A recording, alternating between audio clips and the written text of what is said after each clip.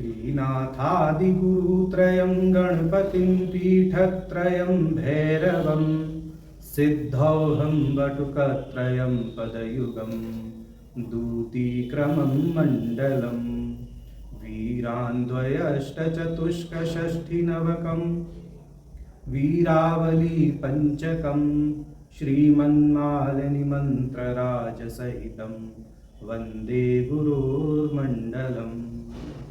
गुरुर्ब्रह्मा गुरुर्विष्णु गुरुर्देवो महेश्वर गुरुः साक्षात् परब्रह्म तस्मै श्री गुरवे नमः। नारायण। कल हमने स्थूल शरीर और सूक्ष्म शरीर के विषय में देख लिया था। प्रकरण का थोड़ा सा पुनरावृत्ति कर देते हैं क्योंकि कल कुछ लोग अनुपस्थित थे।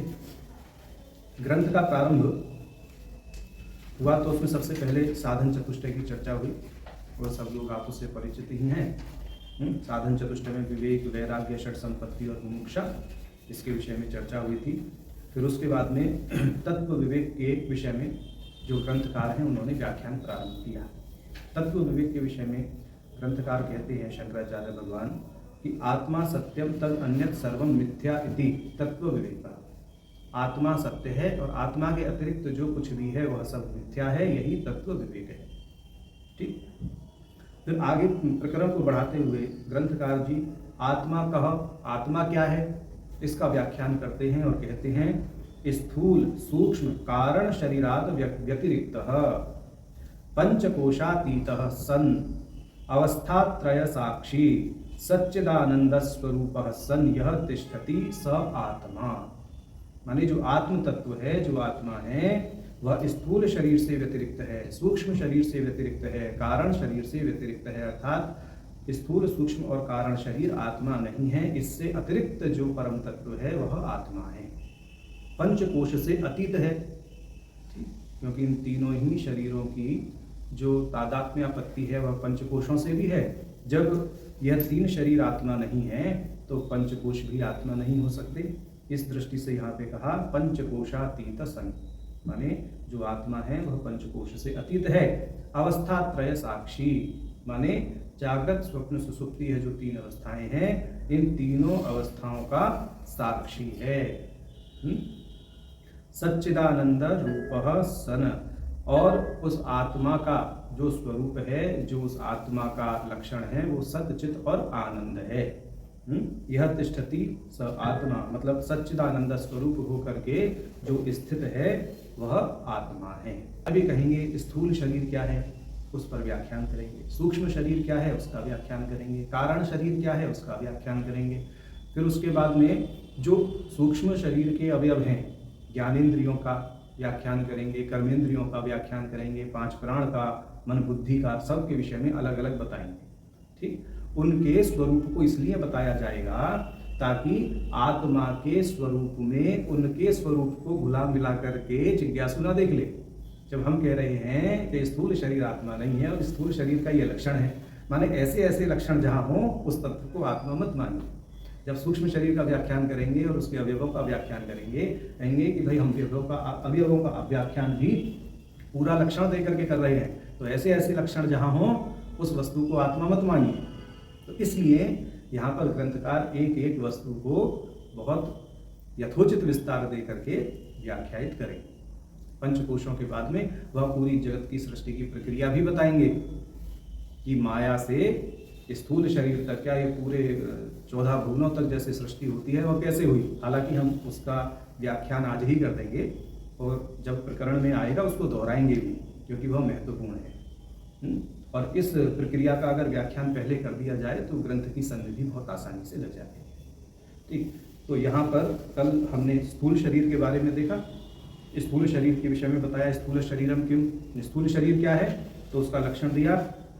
पंचीकृत पंच महाभूतैहि कृतम सत्कर्मजन्यम सुख दुख आदि भोगायतनम शरीरम, जो 5 महाभूतों से बना है, माने पंचीकृत 5 महाभूतों के द्वारा निर्मित है, सत्कर्मों के द्वारा जो उत्पन्न हुआ है, सुख दुख आदि का भोग आयतन जो शरीर है वह स्थूल शरीर है। और आगे उसके एक विशेष लक्षण को बताया कि वह षड विकार युक्त है। वह 6 विकार कौन से, अस्ति जायते वर्धते विपरिणमते अपक्षीयते विनश्यति इति षड् विकार वदेदत् स्थूल शरीरम। ये स्थूल शरीर के 6 विकार हैं। होना, जन्म लेना, वृद्धि को प्राप्त होना, उसमें परिवर्तन का होना, उसका क्षय होना और विनाश होना। अब ग्रंथकार जी ने स्थूल शरीर के विषय में वर्णन करके सूक्ष्म शरीर के विषय में वर्णन किया था, जो हमने कल देखा था। सूक्ष्म शरीर के विषय में कहते हैं सूक्ष्म शरीरम किम, सूक्ष्म शरीर क्या है, तो उसके विषय में कहा अपंचीकृत पंच महाभूत ही कृतम सत्कर्म जन्यम सुख दुख आदि भोग साधनम। कि जो सूक्ष्म शरीर है वह अपंचीकृत पंच महाभूतों के द्वारा निर्मित है और यह भी सत्कर्मों के द्वारा उत्पन्न होता है। सुख दुख आदि का ये भोग साधन है, माने करण है। यहाँ पर इंद्रियां है ना, इस स्थूल शरीर में जो था वह भोग आयतन कहा गया। ये भोग का भवन है, ये भोग का उपकरण है, ऐसा समझना चाहिए। स्थूल शरीर और सूक्ष्म शरीर में ये भेद है। जैसे कल हमने उदाहरण भी दिया था कि मान लीजिए मन में वृत्ति उठी गाजर का हलवा खाना है, तो ये वृत्ति कहाँ उठी, सूक्ष्म शरीर में या स्थूल शरीर में? सूक्ष्म शरीर में। अब खाने के लिए हाथ और मुंह कौन सा शरीर चला रहा है? स्थूल शरीर। तो ये भोग का भवन हुआ स्थूल शरीर में और भोग का उपकरण हुआ सूक्ष्म शरीर। माने वृत्ति का उदय, भावना का उदय, इच्छा का उदय किसी भी क्रिया के प्रति वो सूक्ष्म शरीर में होगा और उस क्रिया का संपादन जिस शरीर से होगा वो स्थूल शरीर है। तो इस दृष्टि से भोग आयतन और भोग साधन पद का प्रयोग यहाँ पर ग्रंथकार जी ने किया है। आगे कहते हैं सूक्ष्म शरीर के अवयव के विषय में पंच ज्ञानेन्द्रियाणि पंच कर्मेन्द्रियाणि पंच प्राणादयः मनश्चैकम बुद्धिश्चैका एवं सप्तदश कलाभिः सह यत् तिष्ठति तत् सूक्ष्म शरीरम। 5 ज्ञानेन्द्रिय, 5 कर्मेंद्रिय, 5 प्राण, 1 मन और 1 बुद्धि, कुल जो है 17 पदार्थ हैं। इन 17 पदार्थ या कलाओं के द्वारा जो स्थित है या कलाओं के साथ जो स्थित है वह सूक्ष्म शरीर कहा गया है। कितनी सुंदर परिभाषाएं यहाँ पर दे दी है ना। तो यहाँ तक हमने कल किया था, तो आज आप लोगों के लिए हमने छोटी सी पुनरावृत्ति कर दी। अब आगे जो सूक्ष्म शरीर के अवयव हैं, 5 ज्ञानेन्द्रिय, 5 कर्मेंद्रिय, 5 प्राण आदि जो हैं, अब उनके विषय में ग्रंथकार जो है व्याख्यान करें। ग्रंथकार कहते हैं श्रोत्रम त्वक चक्षुः रसना घ्राणम इति पंच ज्ञानेन्द्रियाणि। 5 ज्ञानेन्द्रियां कौन कौन सी हैं? श्रोत्र, त्वचा, चक्षु, रसना अर्थात जिह्वा और घ्राण नासिका। ये 5 ज्ञानेन्द्रियां हैं।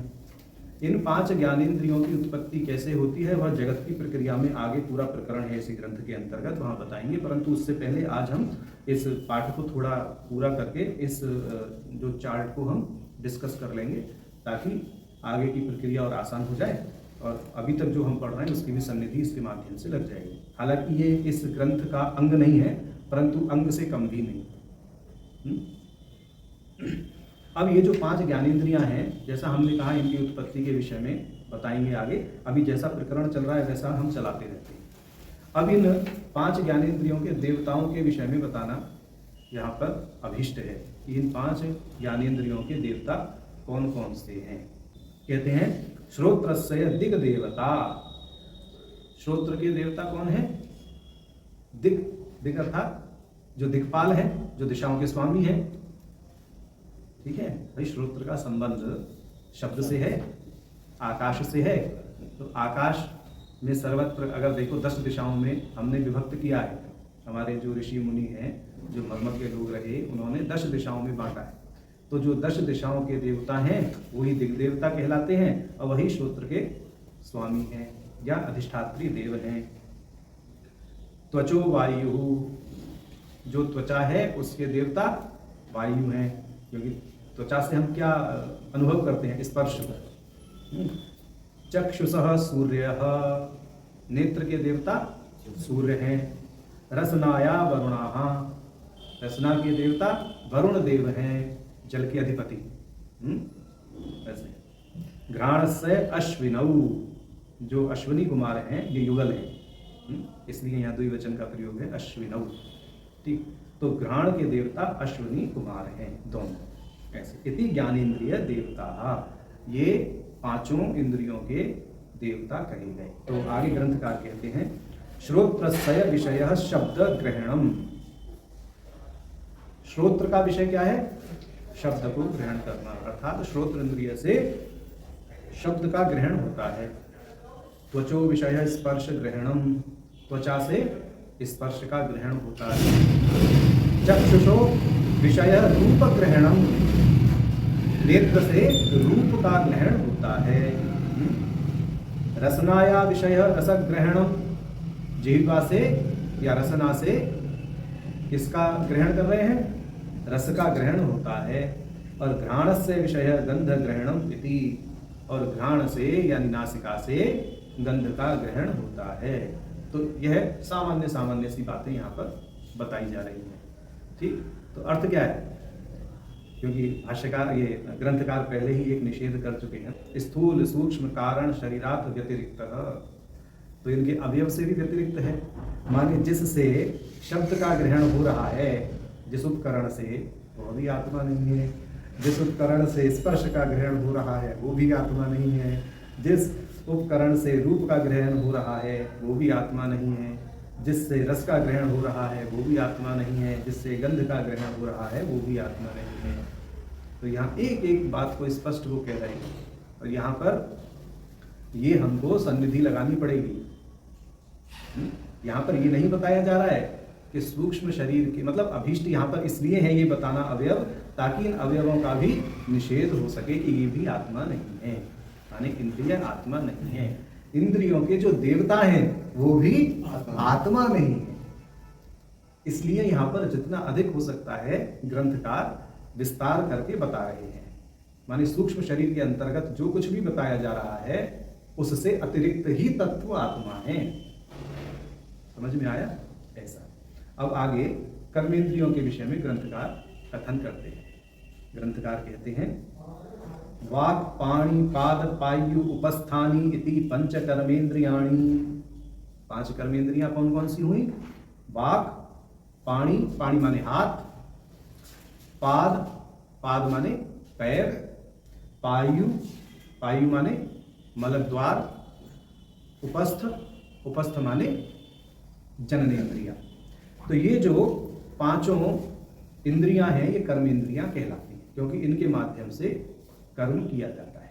ध्यान दें, जो ज्ञानेंद्रियां होती हैं वो विषयों का ग्रहण करती हैं, और जो कर्मेंद्रियां होती हैं वह विषय का विसर्जन करती हैं।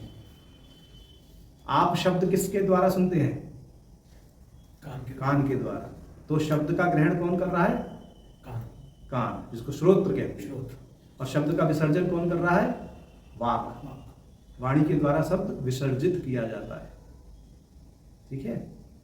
तो ऐसा कर्मेंद्री से विसर्जन होगा विषय का, और ज्ञानेंद्री से विषय का ग्रहण होता है। तो ग्रहण और विसर्जन के ये दो उपकरण हैं हमारे सूक्ष्म शरीर में, और स्थूल शरीर में इनके गोलक होते हैं।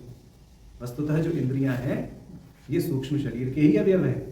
स्थूल शरीर में हम जो इसको नेत्र या इसको कान कह रहे हैं, वास्तव में ये इंद्रियां नहीं है। इनमें जो सन्निहित शक्ति है हम उसको लक्ष्य करते हैं। ये जो इंद्रियां हैं जिनको अलौकिक भाषा में कहते हैं, ये गोलक हैं उसके। कोई जन्मांध है तो क्या उसमें चक्षु इंद्रिय नहीं होगी? है नहीं? स्थूल शरीर में उसका भले ही गोलक विकृत हो गया, विकारी हो गया, या वो कार्यान्वित नहीं दिखाई दे रहा, इसका अर्थ ये नहीं है कि उसके चक्षु इंद्रिय नहीं है। ठीक, अब आगे वाक् पाणि पाद, यह जो पांच कर्मेंद्रियां बताई गई इनके देवताओं के विषय में कथन करेंगे। वाचो देवता वह्नि, अर्थात जो वाणी है उसके देवता अग्नि हैं। क्यों है अग्नि? वाणी, हम जो वैखरी वाणी है, वाणी के चार प्रकार हैं, परापश्चंती, मध्यमा, वैखरी। जो लोकाचार में ये स्थूल वाणी हम जो बोलते हैं यह वैखरी कहलाती है। अब वाणी को हम बोलते किसके आधार पर है? हमारे अंदर ऐसा कौन सा ईंधन है या ऐसी कौन सी शक्ति है जो वाणी को उद्भूत करती है? अग्नि तो है, पर वो किस रूप में है? चलिए ठीक है, काफी हद तक आप करीब पहुंच गए। प्राण अग्नि, प्राण, जो प्राण है उसके आघात से विखर, ये तंत्रालोक की विवेक टीका में है, विखर नामक प्राण के आघात से जो अभिव्यक्त होती है वह वैखरी वाणी कहलाती है। विखर नामक प्राण के आघात से जो अभिव्यक्त हो वह वाणी वैखरी वाणी है। तो यहाँ पर चूंकि प्राण और अग्नि में बहुत गहरा संबंध है, इस दृष्टि से वाचो देवता वह्नि, यानी अग्नि वाणी के देवता हैं। हस्तयोरिंद्र, जो पाणी है, जो हाथ हैं, उनके देवता इंद्र हैं। पादयोः विष्णु, जो पैर हैं उनके देवता विष्णु हैं। पायुः मृत्यु, पायु अर्थात जो गुदा स्थान है, मल त्याग का जो स्थान है, उसके देवता मृत्यु हैं। और उपस्थस्य प्रजापति, जो जनन इंद्रियां हैं उनके स्वामी प्रजापति हैं। अब कर्मेंद्रियों के विषय के बारे में कहेंगे। कहते हैं वाचो विषय भाषणम, वाणी का या वाक का जो विषय है वो है बोलना, भाषण करना। पाण्यो विषय वस्तु ग्रहणम, पाणी का विषय है, हाथों का विषय है वस्तु का ग्रहण करना। पादयोर विषय गमनम, पैरों का विषय यानी पाद का विषय है गमन करना। पायोर विषय मल त्याग, पायु का जो विषय है वो मल का त्याग करना। उपस्थस्य विषय आनंद इति, और उपस्थ का जो विषय है वह आनंद है। यहाँ आनंद का अर्थ है मैथुन जन्य आनंद। इस आनंद को परमानंद के साथ में नहीं जोड़ना चाहिए। एक अवस्था में आकर के इस आनंद का माने उपमा के रूप में प्रयोग किया जाता है वेदांत में भी, परंतु यह जो इंद्रिय जन्य आनंद है ये सच्चिदानंद स्वरूप परमात्मा में जो आनंद लक्षण कहा गया है उससे इतर है, ये समझना चाहिए। ठीक, तो इस दृष्टि से यहाँ सूक्ष्म शरीर का वर्णन ग्रंथकार जी ने पूर्ण किया। तो अब तक हमने स्थूल और सूक्ष्म शरीर के विषय में जाना। तो अब ये ध्यान रखें कि जो सूक्ष्म शरीर के अवयव बताए गए यहाँ तक, केवल इन्होंने ज्ञानेन्द्री और कर्मेंद्री को कहा। 5 प्राण को अभी इन्होंने नहीं कहा, मन और बुद्धि को अभी इन्होंने नहीं कहा। अब ये सीधा कारण शरीर की बात करेंगे, और कारण शरीर के बाद में जब पंचकोशों की बात की जाएगी तब 5 प्राणों का, मन का और बुद्धि का यह विषय पुनः उठाएंगे। तो ग्रंथकार जी को यहाँ इतना ही कहना अभिष्ट है। तो स्थूल शरीर और सूक्ष्म शरीर का इतना ही वर्णन करके अब कारण शरीर का वर्णन करते हैं। अब ग्रंथकार कहते हैं कारण शरीरम किम, कारण शरीर क्या है। तो क्या है कारण शरीर? कामना, काम और अविद्या। अविद्या तो मुख्य ही है। ये कहेंगे अब अनिर्वाच्यान अविद्या रूपम शरीरद्वयस्य कारण मात्रम सत्स्वरूप अज्ञानम निर्विकल्पक रूपम यदस्ति तत्कारण शरीरम। कितना विशेष और सधा हुआ लक्षण दिया है। कहते हैं अनिर्वाच्यन अविद्या रूपम, जो अनिर्वाच्य है, जिसके विषय में कुछ नहीं कहा जा सकता। माया के विषय में क्या कहो, है या नहीं है? भी नहीं भी। माया का लक्षण क्या? न सद रूपा न तद रूपा नश्चैव उभयात्मिका, ना ये सद है ना असद है ना ये उभय रूप है। बड़ी विचित्र है। तो इसीलिए चूंकि कारण शरीर अविद्यात्मक है और अविद्या क्या है? अनिर्वचनीय है, जिसके विषय में कोई शब्द क्या है विनियुक्त ना हो किसी की व्याख्या में, वो तत्व अनिर्वचनीय या अचिंत्य कहा जाता है। ठीक, तो यहाँ कहा अनिर्वचनीय जो तत्व है वह अविद्या है, जो कारण शरीर है वह अविद्या रूपी है। अनिर्वाच्य अनादि अविद्या रूपम, और अनादि है क्योंकि अविद्या क्या है? अनादि है। अनंत है क्या? अनंत नहीं है। क्यों? क्योंकि ज्ञान के प्रकाश से अविद्या का अंत हो जाता है। इसलिए अविद्या अनादि तो है परंतु अनंत नहीं है। तो यहाँ पर कितनी सूझबूझ के साथ में प्रयोग है। अनिर्वाच्य अनादि अविद्या रूपम, अनंत शब्द का प्रयोग नहीं किया गया। कहते हैं शरीरद्वयस्य कारण मात्रम, जो स्थूल और सूक्ष्म शरीर का कारण है, स्थूल और सूक्ष्म शरीर में हेतु है। कैसे हेतु है वो यहां बताएंगे। अविद्या से कैसे सूक्ष्म शरीर के अवयव बने और कैसे स्थूल शरीर उत्पन्न होता है। माने कारण शरीर जो हमारा अविद्यात्मक है, उस अविद्या से ही सूक्ष्म और कारण शरीर की उत्पत्ति होती है सृष्टि प्रक्रिया के अंतर्गत। इसलिए शरीर द्वयस्य कारण मात्रम, ये दोनों शरीर के अर्थात स्थूल और सूक्ष्म शरीर का कारण है, उनकी उत्पत्ति में हेतु है, इसलिए यह कारण शरीर कहा गया। अब आगे और लक्षण बता रहे हैं। सतत स्वरूप अज्ञानम, जो हमारे सतत स्वरूप का अज्ञान करता है, ऐसा अविद्यात्मक कारण शरीर है। हमारे सतत स्वरूप का जो आवरण करती है वो कौन करती है? माया करती है, अविद्या करती है। अविद्या कितने प्रकार की? मूला विद्या और तूला विद्या। मूला विद्या क्या है? स्वरूप का ज्ञान।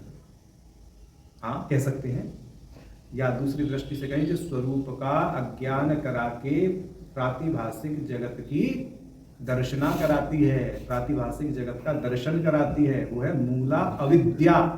और तूला विद्या क्या है? जो तात्कालिक भ्रम उत्पन्न करती है।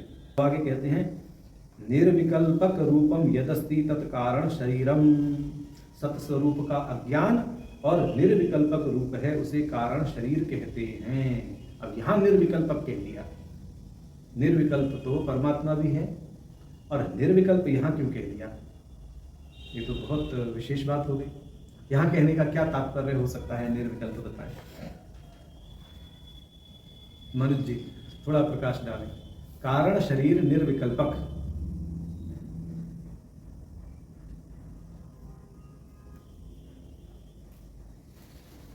अविद्या के तारतम्य से निर्विकल्पक माने अविद्या के अतिरिक्त कुछ है ही नहीं, जहां माने अविद्या के अतिरिक्त जहां कोई विकल्प ही नहीं है, उस दृष्टि से निर्विकल्पक कहा कि एकमात्र अविद्या ही है कारण शरीर, उसके अतिरिक्त अन्य कुछ नहीं। तो यहां निर्विकल्पक का अर्थ है कारण शरीर इज इक्वल टू अविद्या। तो वहां विकल्प कुछ और नहीं। यहां पर जो निर्विकल्पता है वो ब्रह्म वाली निर्विकल्पता नहीं है, केवल अविद्यात्मक कारण शरीर है, इसलिए उसे अविद्या के तारतम्य से निर्विकल्पक कहा गया है। ये समझना चाहिए। तो हमारा कारण शरीर क्या है? जो हमारी मूल अविद्या है वही कारण शरीर है। ठीक, मूला विद्या तो बहुत लंबे समय से,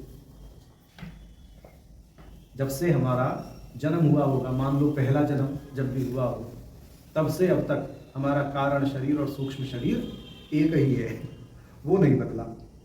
स्थूल शरीर हमारा संस्कार के बल पर, जैसे हमने कर्म किए होंगे, उसके आधार पर नई नई योनियों को प्राप्त करके नए नए रूप में अभिव्यक्त होता रहा। परंतु कारण शरीर और सूक्ष्म शरीर जो है हमारा एक ही है अनादिकाल से। जब तक ज्ञान के प्रकाश से यह क्या नहीं होता, हाँ, जब तक चरम वृत्ति का उदय नहीं होगा तब तक ये ऐसे ही चलता रहेगा। वो चरम वृत्ति ही इसका नाश करेगी। तो ऐसा कारण शरीर का लक्षण यहाँ पर बताया। अब इन तीन शरीरों का संबंध तीन अवस्थाओं से भी है, तो पहले यहाँ अवस्थाओं की चर्चा ग्रंथकार करते हैं। ग्रंथकार तीन अवस्थाओं के विषय में कहेंगे अब, क्योंकि ये जो पूरा प्रकरण चल रहा है ना, ये इसी के आधार पर चल रहा है। जो आत्मा कह यह प्रश्न उपस्थित किया था, स्थूल सूक्ष्म कारण शरीरात व्यतिरिक्त, तो यहाँ स्थूल सूक्ष्म कारण शरीर का व्याख्यान कर दिया।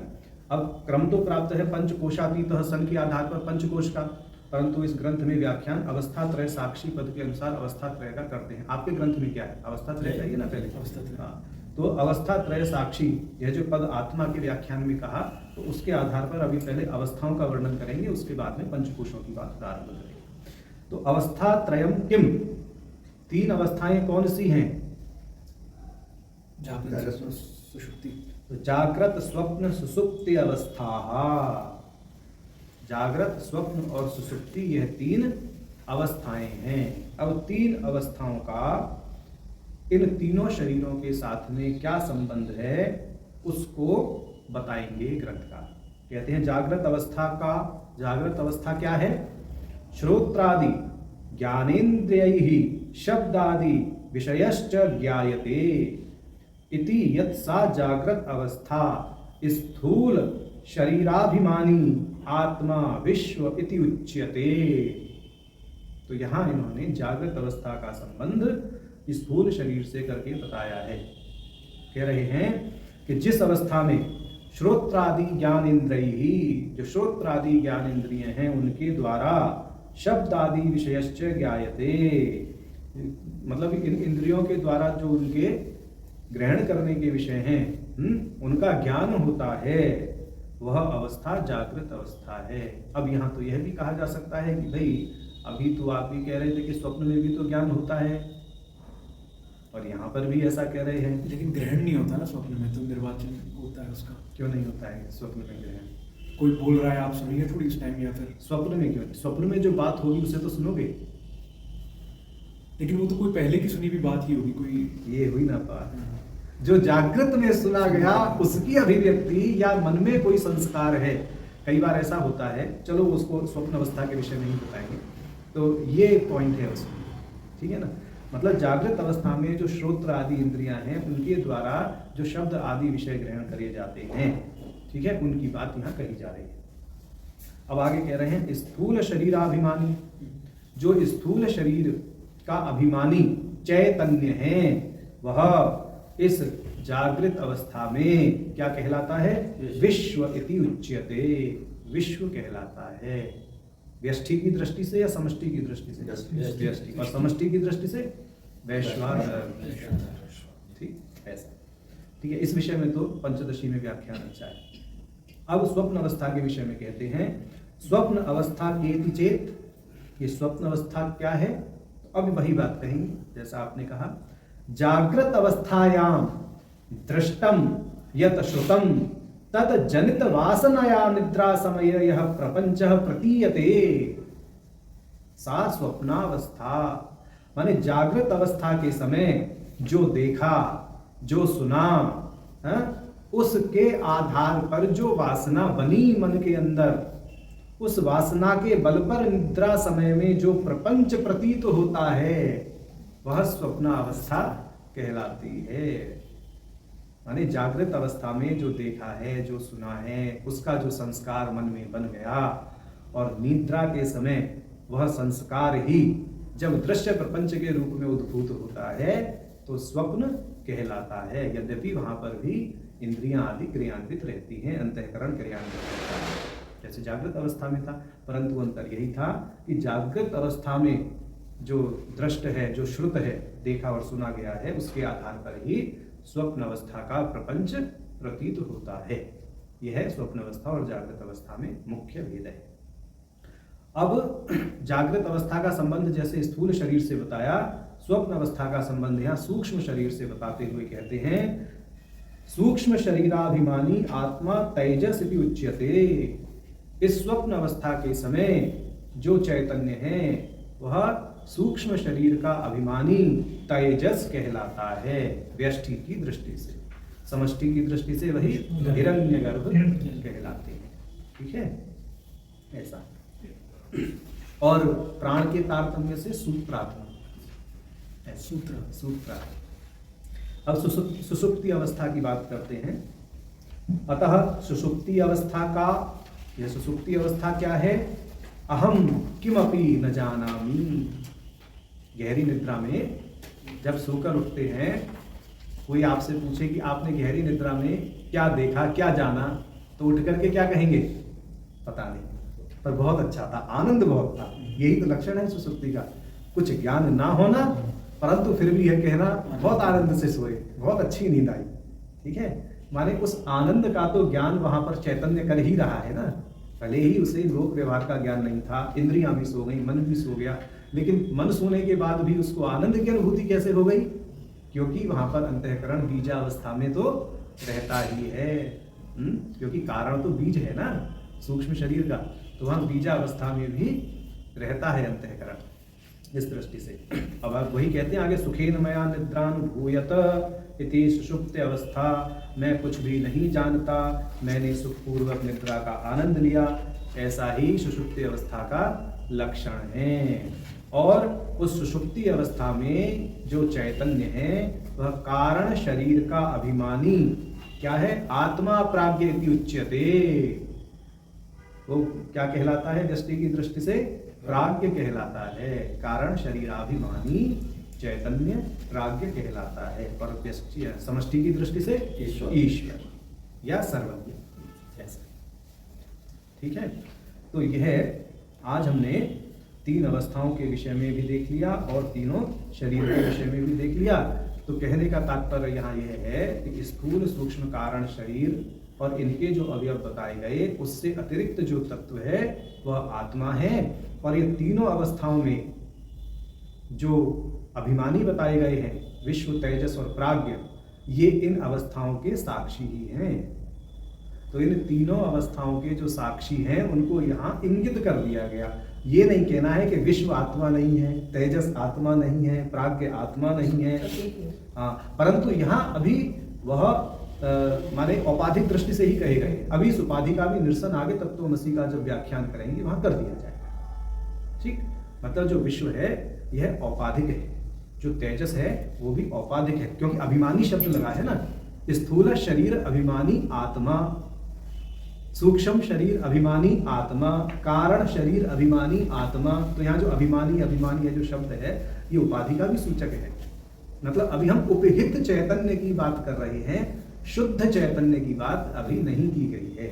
तो यहाँ तक ग्रंथकार ने हमको ला दिया कि भाई जो तीन हमारे शरीर हैं इनसे व्यतिरिक्त जो तत्व है और ये जो तीनों अवस्थाएं, ये जो तीनों शरीर जिन तीन अवस्थाओं से संश्लिष्ट हैं, इनमें जो अनुस्यूत चैतन्य है जो क्रमशः स्थूल अवस्था का अभिमानी होकर के प्राज्ञ विश्व है, जो सूक्ष्म शरीर का अभिमानी होकर तेजस है, और वही तत्व सुषुप्ति अवस्था का अभिमानी होकर के प्राज्ञ है। यद्यपि यहाँ उपहित दृष्टि से कहा गया है, परंतु हम उस ही चैतन्य को यहाँ तत्वबोध नामक ग्रंथ के अंतर्गत लक्ष्य कर रहे हैं और आगे उसका व्याख्यान अभी भाष्यकार ग्रंथकार आगे करेंगे।